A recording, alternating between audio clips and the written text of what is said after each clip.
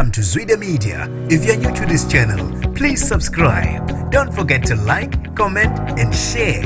Here's a new video for today. Enjoy.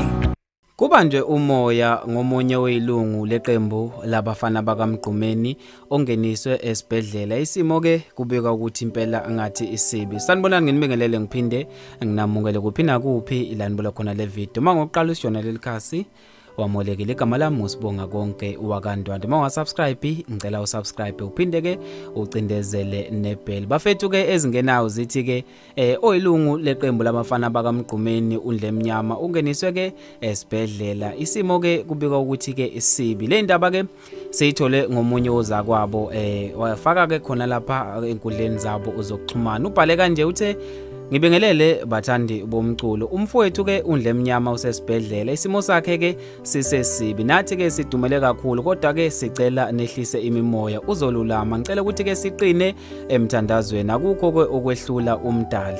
Bafethu ke sinjalo ke isimo uyena ke uJezi elikhulu obhale kanjalo khona lapha ke ku Facebook page yabo abafana bakaMgqumeni. Bafethu ke ake siqine kakhulu ke emthandazweni sifisele ke iqhawe lethu ke ukululama okusheshayo. Nathi ke sizwide media sithi ke lulama lapho unsizwa yakithi iNdlemnyama ngokukhulu ukushesha ubuye uzosijabulisa khona la emculweni. Ngithi ke bafethu siningizimu Afrika ke siguqe phansi ngedolo ke sikhulekele lensizwa izolulama ngokukhulu ukushesha bafethu siqine nje emkhulekweni. Mina ngithathele ka YouTube ngizothanda ke ukuzwa uvo lakho khona lapha kwi comment section. Mina ke sengiphuma kanje ngithi ke awungibambe evidweni elandelayo.